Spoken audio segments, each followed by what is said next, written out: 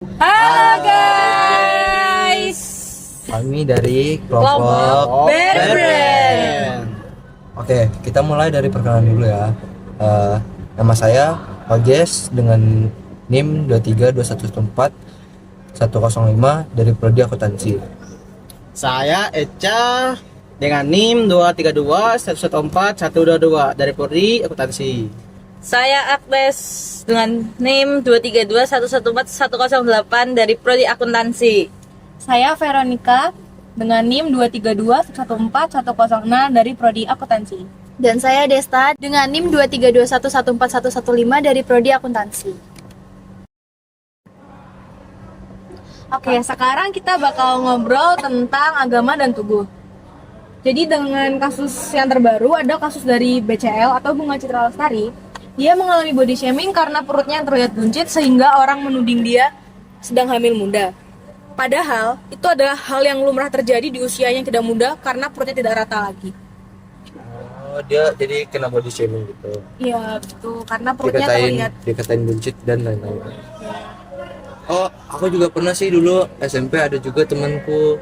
Dia tuh ya kayak kasus gini lah, di body shamingin juga karena mukanya yang kurang bagus lah dibilang.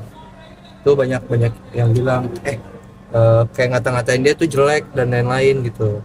Nah, sampai pada akhirnya tuh dia ini mungkin karena kasus dalam keluarga juga, dia tuh yatim piatu gitu, orang tuanya udah nggak ada. Dia tinggal sama neneknya aja. Jadi dia kayaknya dia cari kasih sayang di luar. Jadi dia cari kasih sayang dari cowok gitulah.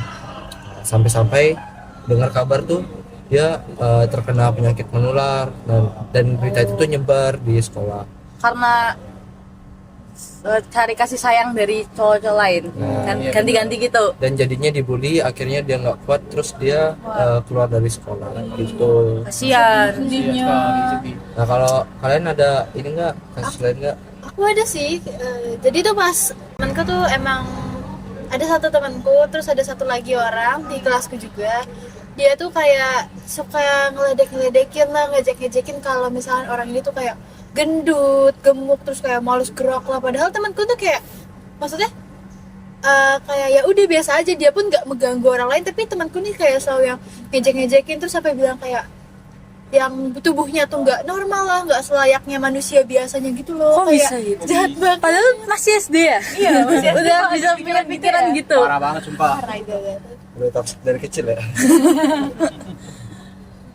Tapi kenapa bisa dibeli itu nggak tahu alasannya. Gak tahu sih, pokoknya kayaknya tuh kayak dia tuh merasa kalau orang ini tuh kayak ngerasa beda yang ngejek nih kayak ngerasa kalau orang ini tuh kayak beda banget dari dia. Terus akhirnya kayak yang dia tuh mulai tuh kayak apa ya, ngejek-ngejek, ngeledek-ledek. Beli gitu. Tapi temanku nih yang di ini tuh kayak bener-bener sabar banget, nggak melakukan, bahkan nggak kayak balas dendam gitu loh, kayak yang terima aja, kayak ngeliatnya tuh kayak sedih.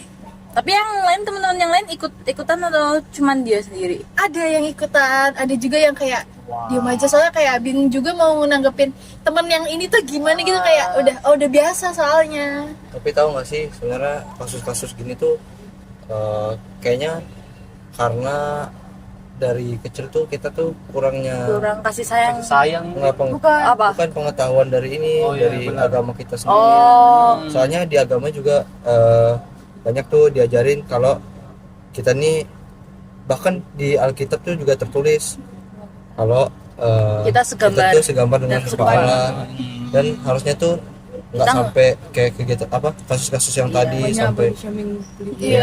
Berarti mereka juga ngecek Tuhan kita, ngasih ciptaan Tuhan kita. Kita lagian kan nggak ada yang sempurna nggak sih, di yang sempurna cuman Allah doang. Iya.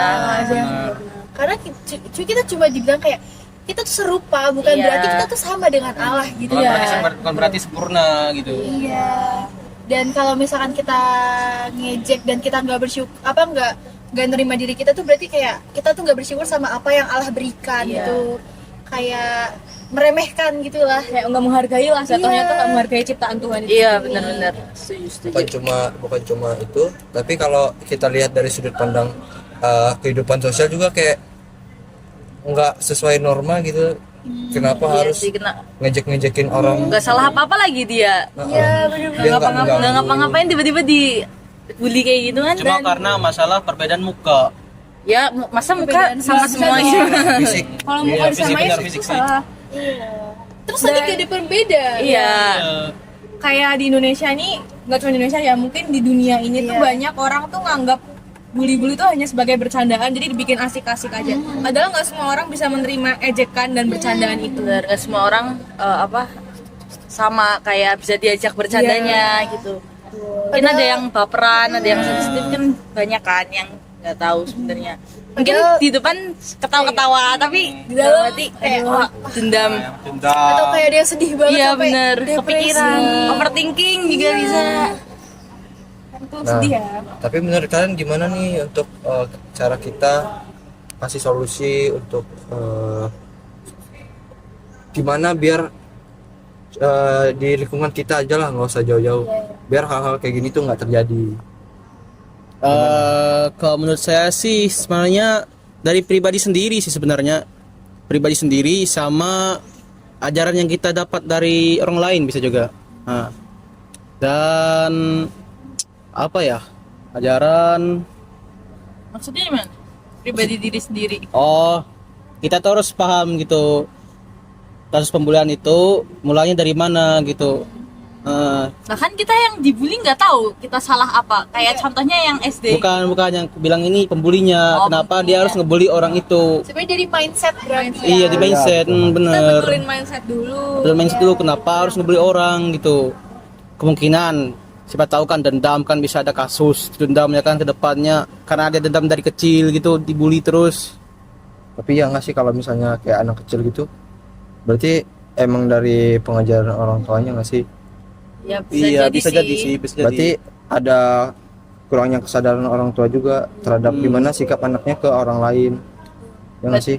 Ya terus kasih sayang berarti juga ngaruh nggak sih? Kayak biasanya kan orang kalau kekurangan kasih sayang tuh mereka kayak jadi bandel gitu nggak sih? Jadi kayak cari perhatian lain gitu. Nah, itu biasanya caper. Iya kan, Karena caper. kurang kasih sayang dari orang tua. Harus sih, tapi kalau nggak ada orang tuanya gimana? Nggak ada yang ngajarin. Nah Ya justru itu Itu- nggak sih? Malah itu membuat si anak ini yang suka bully ini tuh lebih caper karena dia nggak ada yang merhatiin dia kan, nggak punya orang tua, nggak punya keluarga nonton dia nggak punya ajaran dari mana-mana, dia tuh benar-benar sendirian gitu loh. Jadi mau nggak mau misalkan ada yang orang yang sadar gitu akan kehadiran dia tuh kayak harus lebih perhatian gitu loh. Iya. Dideketin terus di kayak oh kamu kayak gini-gini, diajak ngobrol, Iya. kayak sharing kayak gitu sih. kayak yang tadi Ojes bilang yang dia dah yatim piatu kan. Iya. Cuman tinggal sama neneknya, bukannya disayang malah dibully gitu kan. Terus dia jadi nyari kasih sayang dari cowok-cowok dan malah jatuh ke dalam dosa. Padahal kita harus lebih care. Iya benar. Nah, berarti tuh kita tuh kita tuh harus lebih peka kepada sekitar kita, harus peduli dan harus care gitu sama orang lain. Tapi kita juga itu harus melihat dari banyak sudut pandang. Kemungkinan pembulinya ini punya masa lalu yang kelam, ya kan? Masalah yang kelam, nggak disayang orang tua, mungkin kan kurang disayang orang tua gitu. Jadi dia melampiaskan itu buat ngebully orang gitu.